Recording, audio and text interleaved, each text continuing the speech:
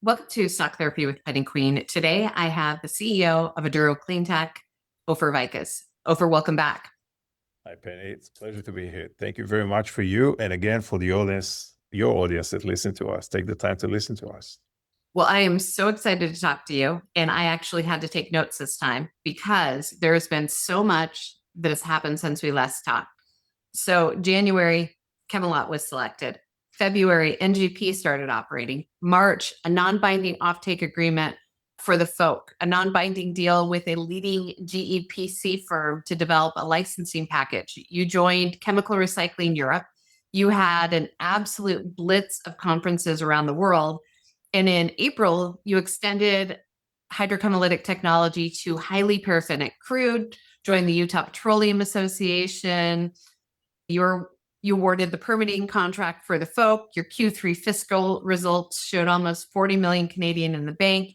In May, you started trading on the TSX. In June, you announced impressive NGP data and did a dual raise on the US and Canadian side at a higher share price with no warrants. Then you signed an MOU with Ortessa Groep for FOAK feedstock logistics, and then an MOU with AstroTurf just last week. Yes.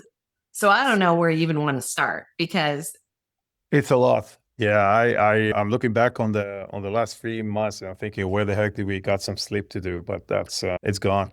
Yeah, just a mass of execution, and it has changed to me and to other investors. I know the entire shape and outlook that they have for the company. So I guess your job is probably to keep me grounded today because I am so incredibly excited.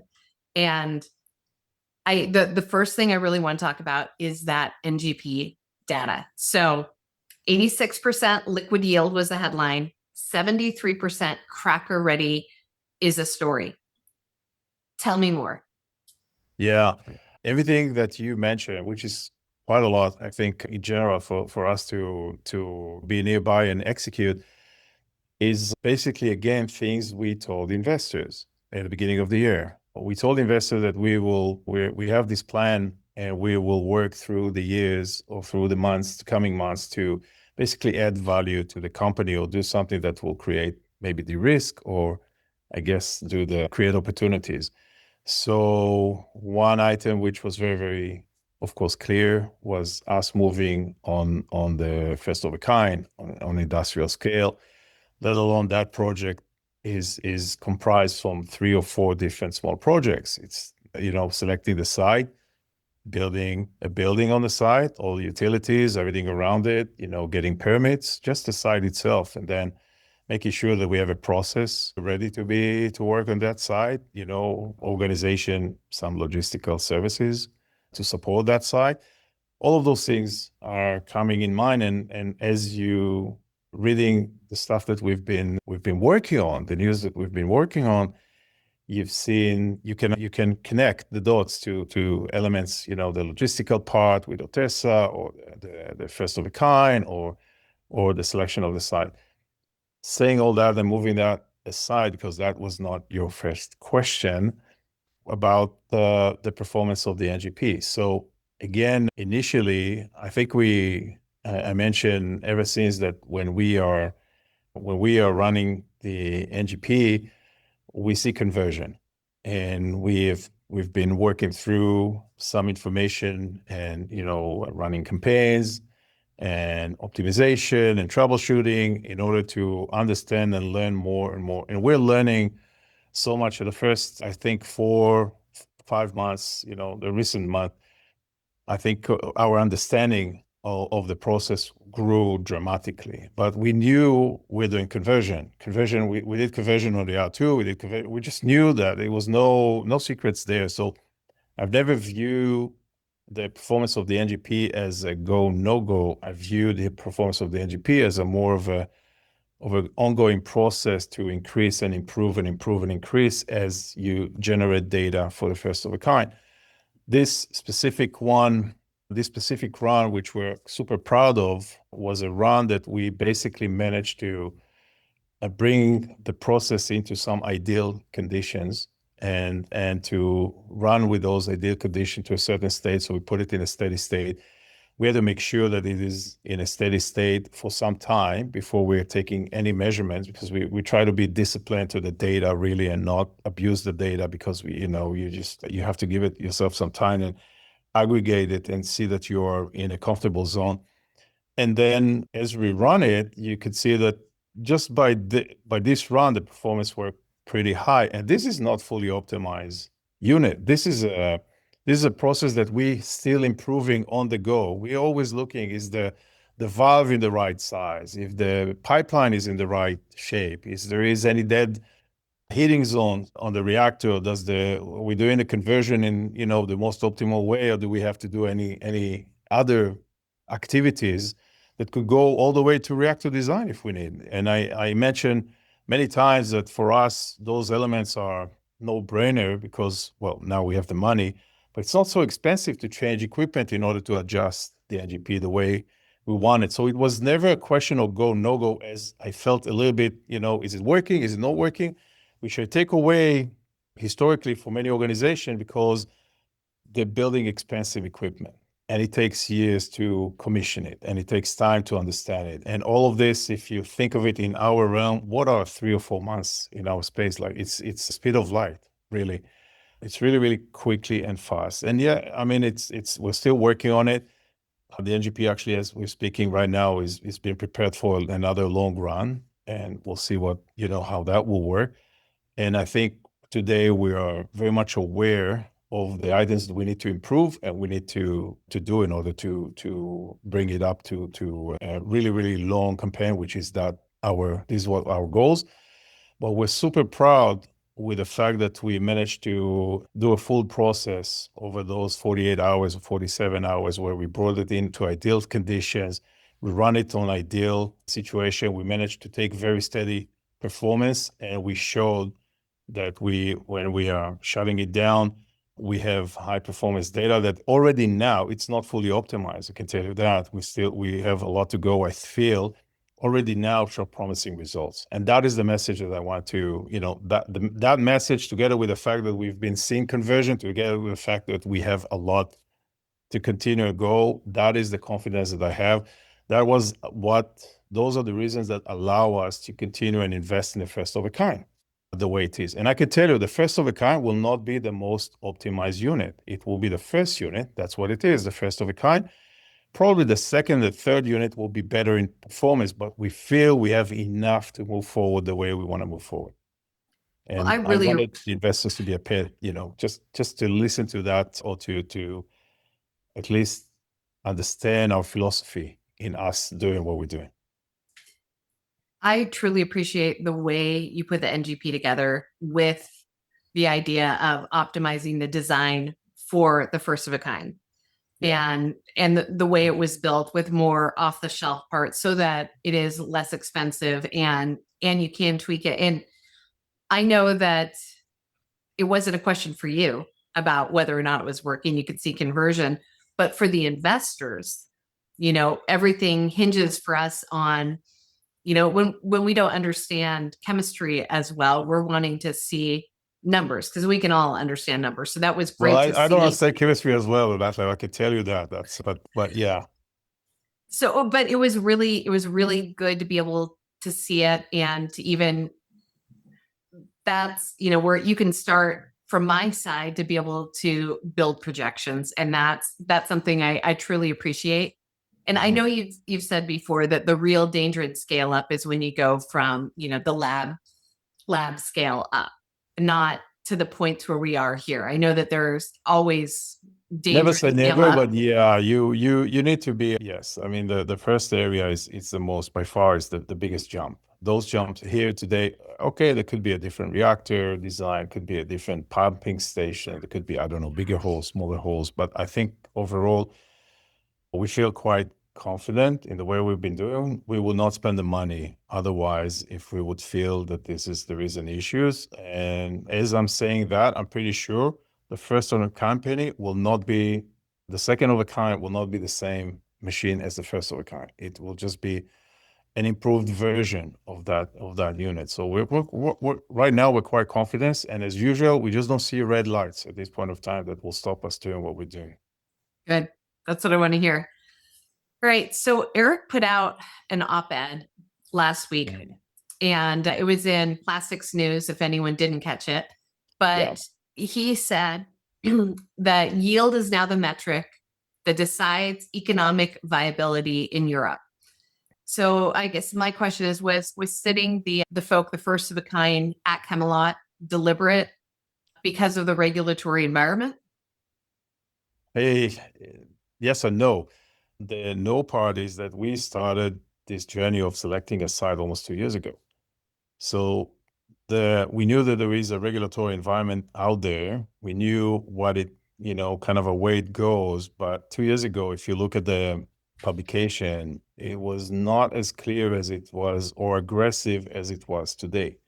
So we made our decision to be in a Chemelot for a variety of reasons. Part of it is of course, the regulation. I'll say the regulation just in Europe in particular, but we wanted to be in a place for the first, with our first unit where you have a lot of service provider around you, where you have an environment where understanding, plastic recycling, whether it's mechanical, chemical, whatever you name it, where maybe you have one or two customers all around, where, you could, if you need, have access to service organizations all around. You can appreciate that environment is normally a little bit more expensive, I'll say, than if you just, put our unit somewhere in a field a little bit outside of that environment. We didn't want to do that. We wanted to create enough options for the company to behave and progress.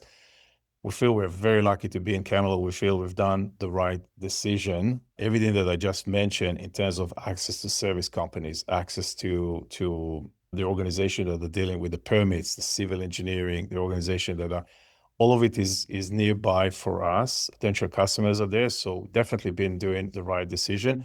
Since we're there, of course, we're preparing the site for scale up. It's just not just the first of a kind. Literally, we could scale up later in the Chemelot, I think, as much as we want. Well, let's see what will be the future. And probably at some point of time, we'll publish some numbers around it. But what we've seen recently as time passes is that I guess the regulation is becoming more vocal and vocal. People are speaking about the regulation in a more clearer way. I think over the last few years, maybe 10 years ago, and until the last 3 or 4 years, pyrolysis was the king, right? And everyone spoke about pyrolysis. To me, there's a little bit of a hangover from pyrolysis right now. It's a little bit of pyrolysis hangover, and it comes. Eric is a little bit correct when it says that basically mass balance and yield will dictate a lot, because at some point of time, as the regulations become clear, you can see that going forward, if it continue with that graph, it's really hard and challenging environment for competing technologies to let's do a wide scale up. There could be exotic cases, I think, of pyrolysis. We don't think it will disappear. But for those reasons, I think the regulations in the last few years become more and more clear.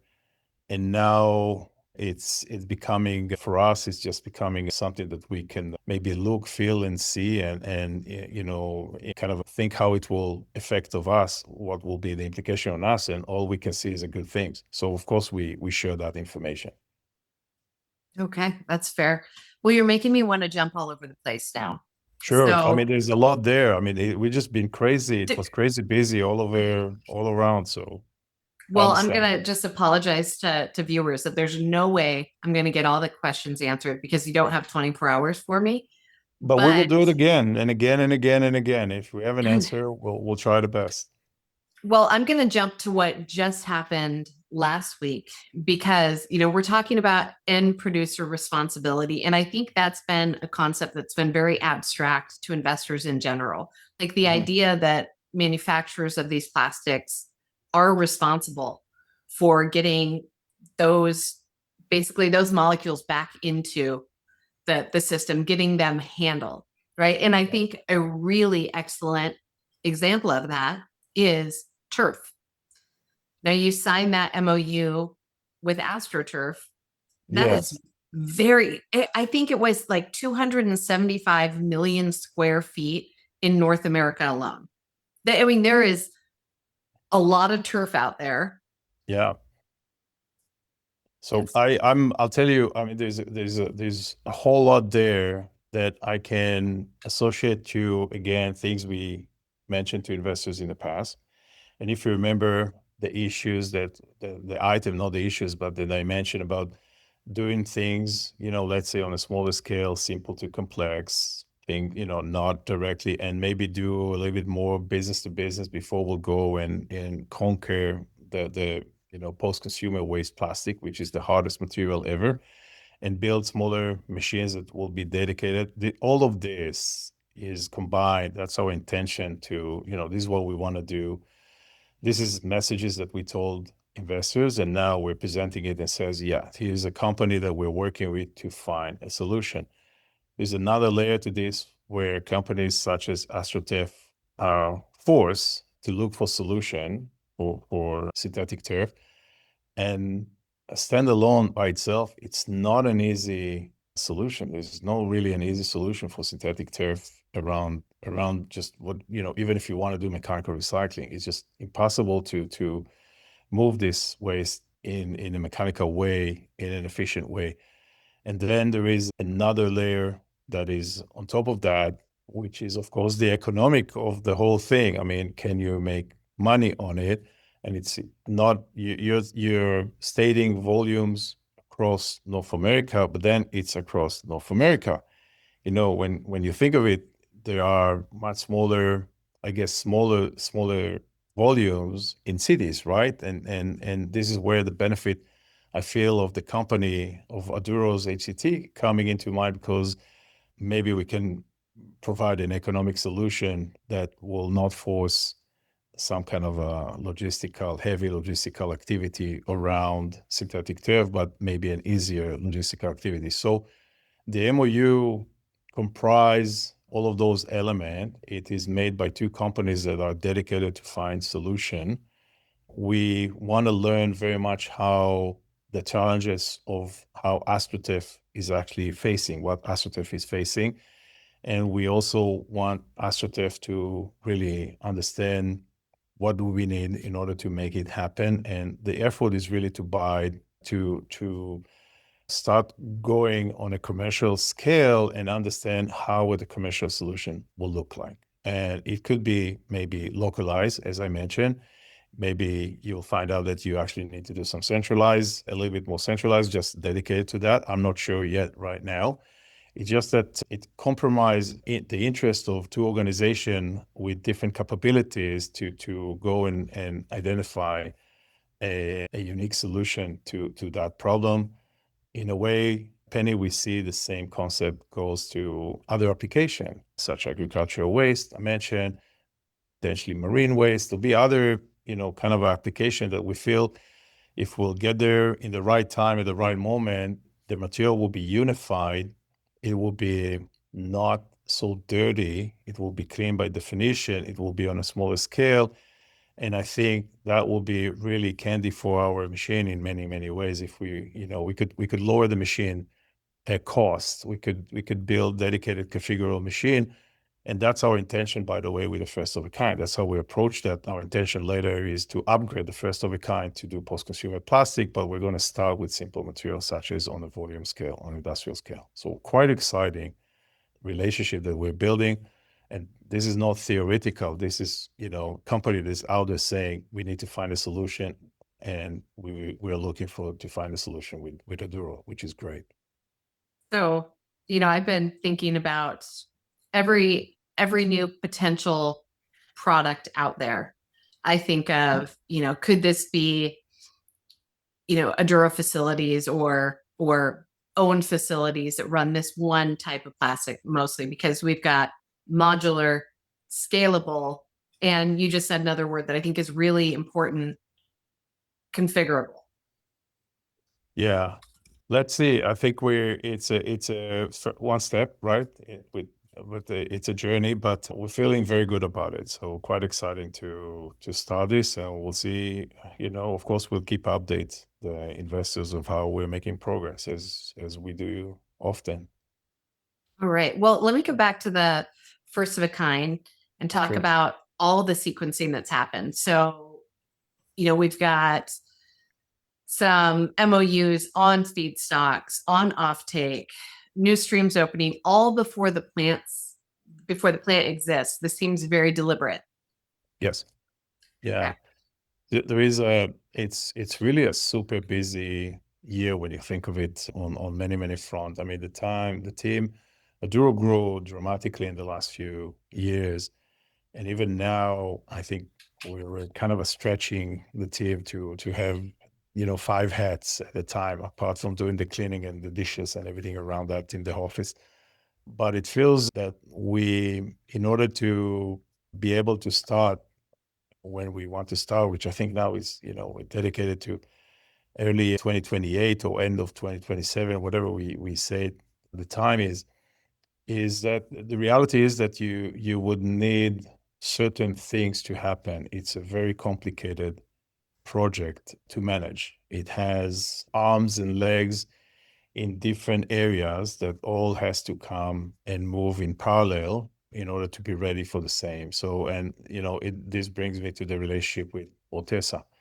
Ortessa is a wonderful, wonderful company to work. They know us for several years. I can only speak highly on this. I met the owner, and I've seen in the last 4 or 5 years the discipline that Ortessa has and how they operate in the market. We're so honored to work with them as well. And this is just one part of the activity to make sure that we have a very close, centralized, maybe logistical location that will allow us to move the first of a kind the way we want it. Because, when we're thinking about the first of a kind, we want to eliminate most of the problems around it. It's the first industrial unit. And Yeah. if you want to focus on the first industrial unit before you do other things, you want to try and eliminate everything else, but you also want to do it in a way that you could potentially grow, right? And you also want to do it in a place where you potentially find solutions if you have on a reasonable time. So that type of work led us to open several projects. The beyond the site, we're now moving on the permits and the engineering and building the building, but making sure that in our mind that we can build a scale up project just for the building. And this is a project by itself. It has all the permits, the civil engineering, the design, the costs associated with that. The logistical side is another one. I mean, I think Eric and some members of the companies are looking for different type of feedstocks to service that. And then we're looking for different ways to keep quality control. And I think he'll hear from us at some point of time how we decide to manage quality control on our end, because at the end you're dealing with garbage that you have to work through.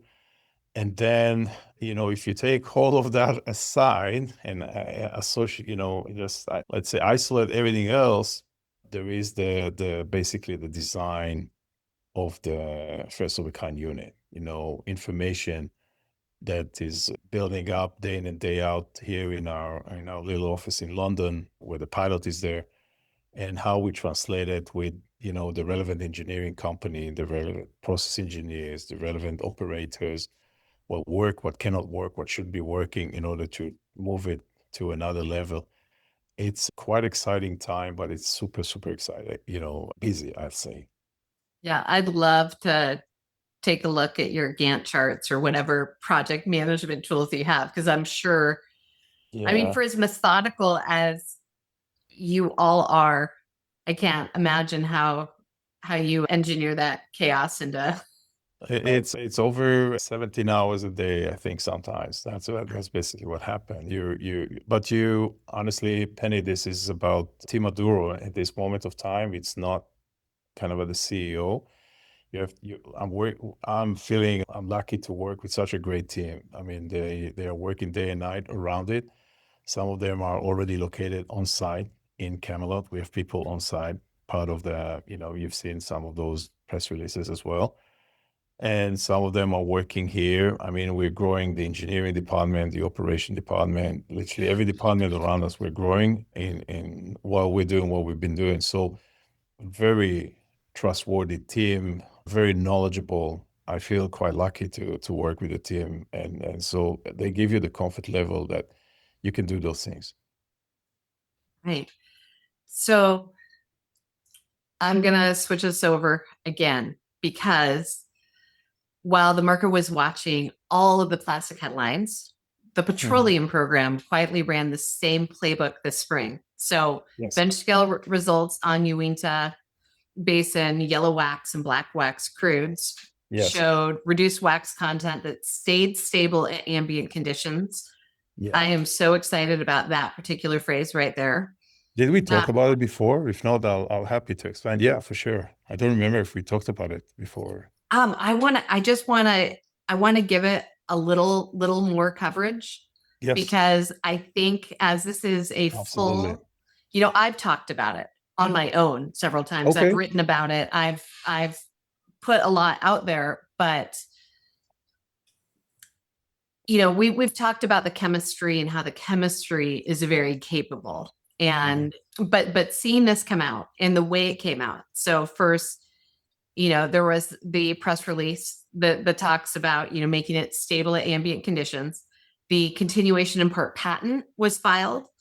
You joined the Utah Petroleum Association. Scott Smith was hired as program director of Petroleum Technology Solutions.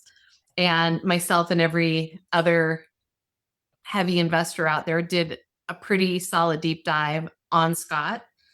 Oh, good to know. Yeah. It looks like the perfect hire here, but don't tell him that.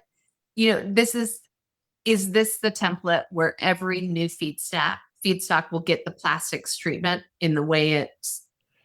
I think so. A few things on that end. So first, maybe holistically, I feel Aduro is not a regular company where you have one kind of a trick pony. And in our case, it's even a little bit more complicated because it's huge market. I mean, it's just every segment is really a large market where you have to become an expert. And so you have to work with people that really understand the market the way it is. And to many extent, if you try to overcome it, you're probably likely to fail. You need to learn, be humble about it, and just move in a very delicate way, and we trust ourselves to do it. But it comes from the philosophy that really Aduro is not a one-trick pony, and every process may be different. So bitumen will be a little bit different than Uinta-based crude in general. But for us, it was super, super important because we see it specifically on paraffinic crude. We see it simply as an extension of our plastic application, specifically, just without going into the details of it. The only difference is that we don't need to use extruders, for example, because you just heat it up a little bit and this thing is flowing. It's very unified. There is no contamination are very consistent, whatever the contamination would be. There's no cats and dogs and chicken bones and whatever you can find on waste plastic around it.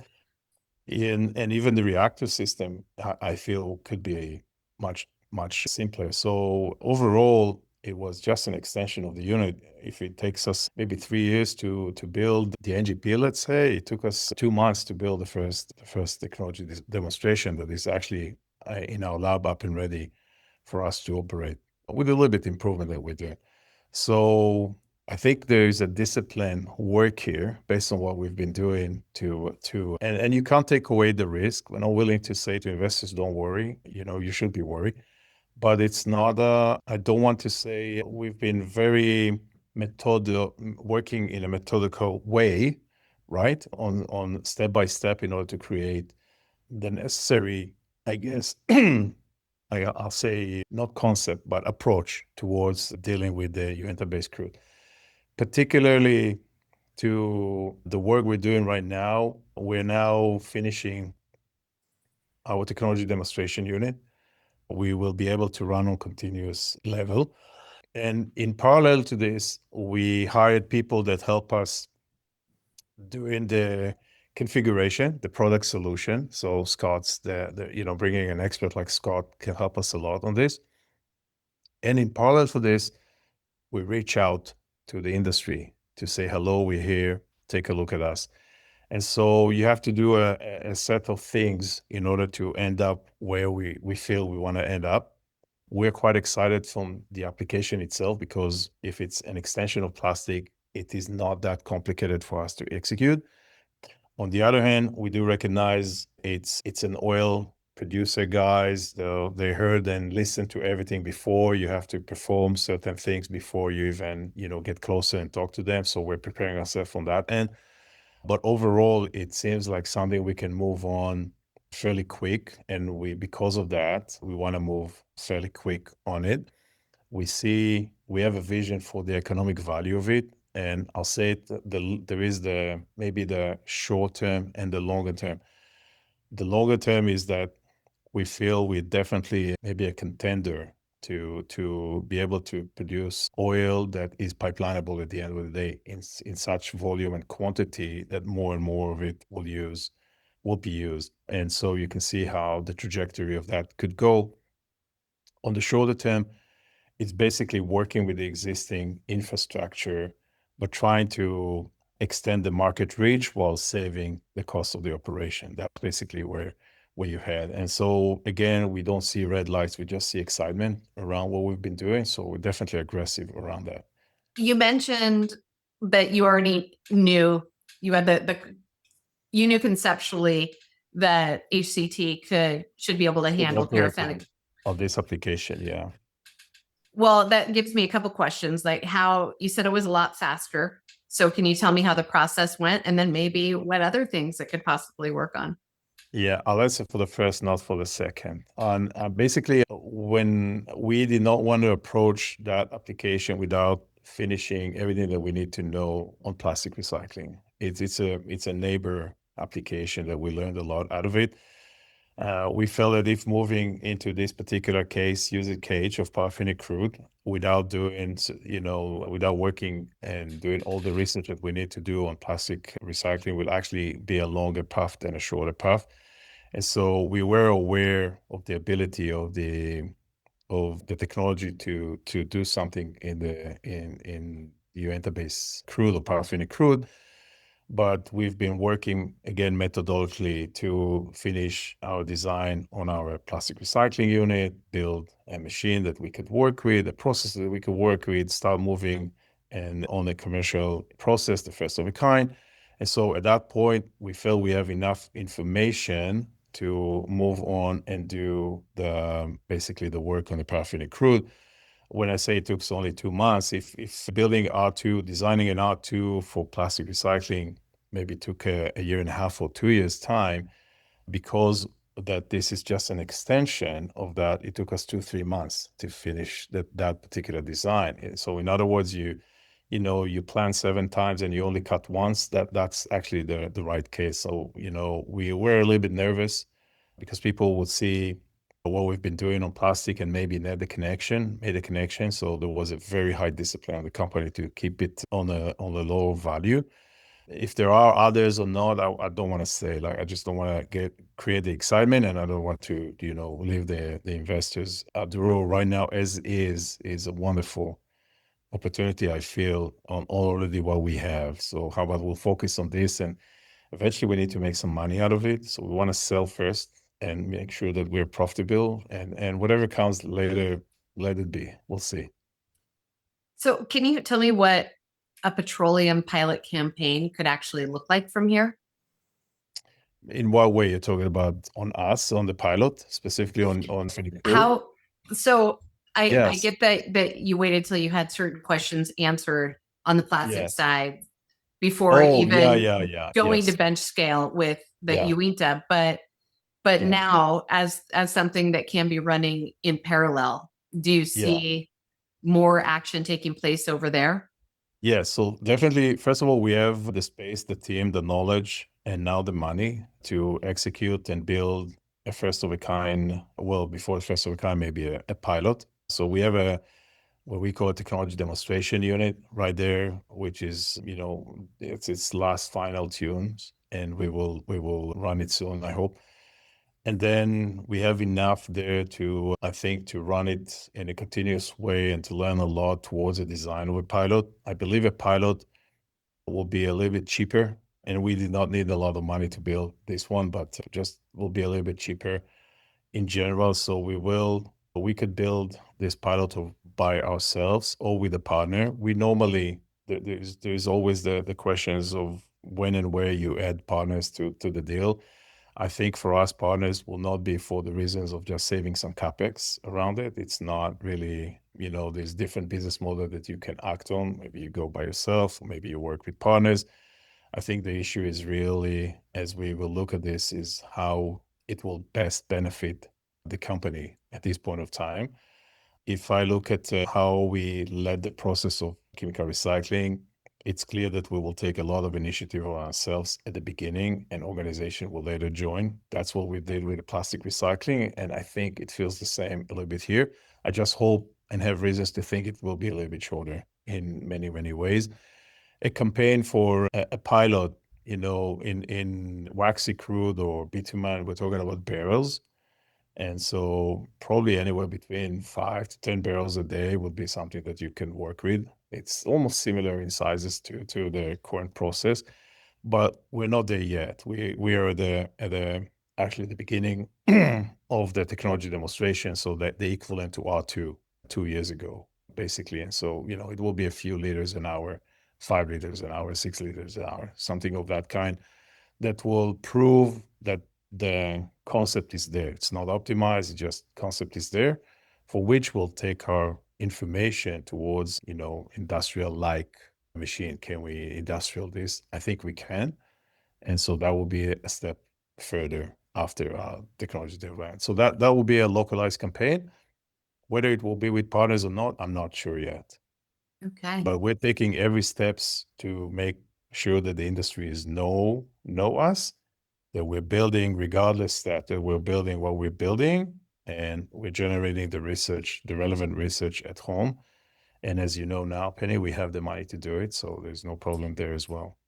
When it comes to money, I know I've said this a lot, but Aduro consistently raises just what they need at a price point that is very fair to investors, and you have continually raised higher and higher prices, I should say. And the fact that this deal was US and also Canadian, and that you closed that Canadian side above market without warrants, and that you yourself participated. And you and other insiders. Yeah. Like that doesn't go unnoticed. I mean, at what point is enough enough?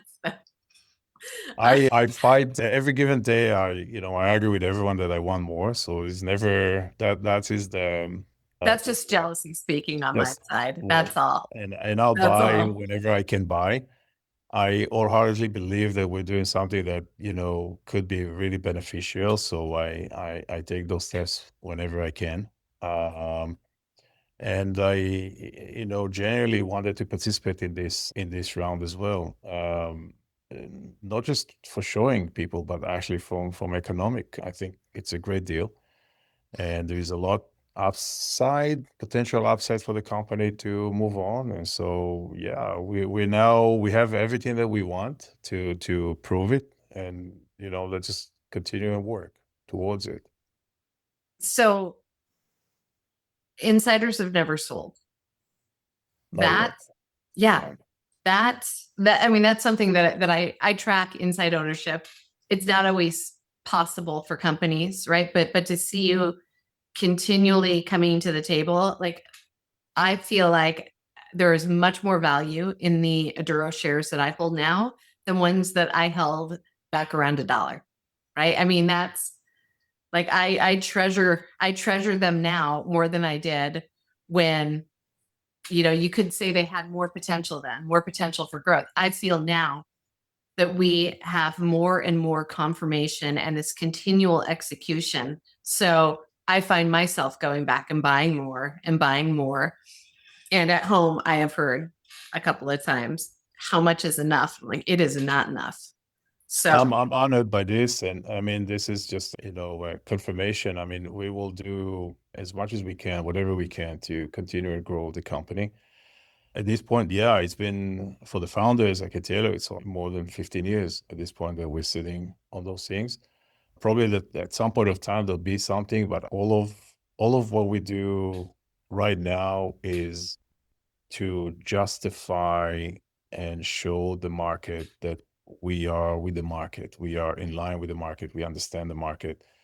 We do the work. The work that we do is not just with gratitude, but also with planning towards, going forward. And Mark and myself, for us, it's over 15 years, I think that we initially started this. So it's seeing the company the way it is and growth. It's a big satisfying moment. And yet a lot needs to be done going forward. well, then I will leave you with, what do you think investors can expect over the next 6 months? Well, you give us a long list of 6 months, of the last 6 months, and I'm thinking, gee, how do we go now from here? I can summarize it in steps maybe for the investors. For first, 2026, I mentioned, was very, very busy, will be very, very busy. We continue to do exactly what we mentioned on working on the execution. I think expectations could come throughout, continue publishing progress. Just progress. I don't know if it will be earth shattering, and I don't know if it will be, but it will be progress on what we told investors in order to create that transparency and ability for investors to see where we are, basically. 2026 is super important year for us because this is the year we're actually taking action on long lead items. We're actually taking action on engineering. We're starting to spend money on equipment, and we will when this will happen, we will actually say to the market, but it's becoming closer and closer for us. So this is, real life situation where we are, close to break ground and take action items to build the civil engineering, actually the site for us. So that will come as well. I would like to say that we will continue working on the paraffinic crude in a way that, I hope to bring some news around that area as well. There'll be, I hope there are other applications that, are not visible to the investors. Bitumen comes into mind. So the R&D team are working in the background on bitumen and paraffinic crude. So we want to see some news around that area, which is meaningful for the company. So at this point of time, I almost bring 2026 together with 2027, but you can see how this is working. So far, it was a pretty busy, successful year. We intend to continue, that track record. All right. Yeah, it's been a fantastic year so far. So thank you on behalf of all your shareholders out there. So Well, thank you very much, Penny. Absolutely. thank you. And I'll bug you again, because I'm sure this is going to generate additional questions from investors. So Yeah, I mean, every now and then I'm happy to come and share, with you ideas and where we are and updates. So if there are questions, I'm happy that, or maybe I don't know, maybe there's more questions about the chemistry and more questions about this is working and more, but it seems like the company as a whole is in a path and moving forward. So maybe there's lesser questions about how is it working and more questions about, is it, what's the commercial outlook of this and where we're heading, which is, I guess, the subject of the day. And this is what we're working day in and day out. So we'll keep on providing information, and absolutely, if we can go back and every now and then, if you have questions for investors, happy to jump in and answer. perfect. Thank you.